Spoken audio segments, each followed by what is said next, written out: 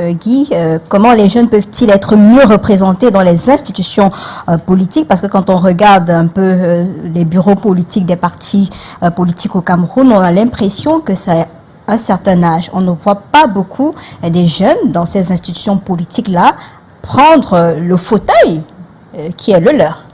Bon, probablement, c'est certainement dans le parti qui nous gouverne, ou même ce qu'ils appellent leur organe jeune. Parfois, c'est des adultes qui ont dépassé l'âge même de la jeunesse qui en sont responsables. Et d'ailleurs, il y a eu un débat à l'intérieur du RDPC où les gens se plaignaient que ceux qui sont les responsables de jeunes sont plutôt ceux qui ont dépassé l'âge de la jeunesse selon les Nations Unies. J'ai entendu tout à l'heure dire, par exemple, que les partis politiques n'avaient pas de programme et qu'ils n'en parlaient pas avec les jeunes. Et je dis, pour cela, comme l'a dit le grand frère, il faut être au fait de l'actualité. Hier, par exemple, M. Maurice Kamto a rencontré, il n'a pas fait un discours à la jeunesse, il a rencontré des jeunes.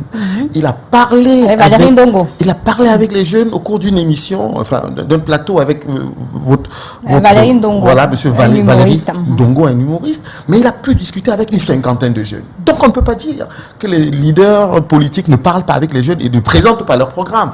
Il leur a dit, ils ont parlé de beaucoup de choses, de l'intelligence artificielle, de l'innovation technologique, de l'agriculture. Eh tiens, parlons d'agriculture.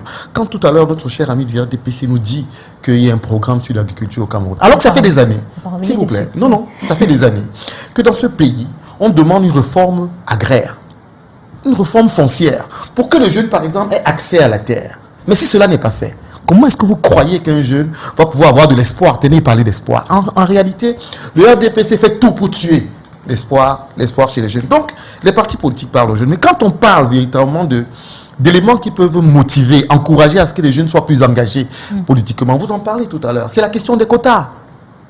Que les partis politiques commencent à respecter, à se donner des quotas pour les jeunes, de manière obligatoire. De se dire, par exemple, comme c'est fait au MRC, quand nous allons aux élections, nous avons besoin d'avoir 30% au moins des voix qui soient des jeunes, ou des candidats qui soient des jeunes. Chez nous, c'est un principe.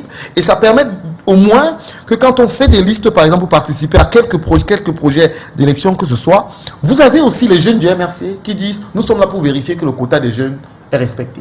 Nous avons, par exemple, en termes de réforme structurelle sur la majorité électorale. Aujourd'hui, la majorité électorale est à 20 ans, bloquée par le RDPC. Parce qu'ils ne souhaitent pas que les gens participent massivement aux élections. Les partis politiques d'opposition ont proposé que la majorité électorale soit ramenée à 18 ans. Pourquoi ne pas le faire? Est-ce que vous savez qu'aujourd'hui au Cameroun, pour aller par exemple être recruté dans l'armée, il me semble que c'est 17 ans ou 16 ans je crois. 18 ans, disons 18 ans. Comment est-ce que vous avez quelqu'un qui va aller défendre les couleurs de la nation à 18 ans? Porter l'arme pour aller défendre les intérêts de la nation. Mais il n'a pas le droit de voter et de choisir celui qui va le diriger. Est-ce que vous trouvez que c'est normal? Et quand lui vous parle d'un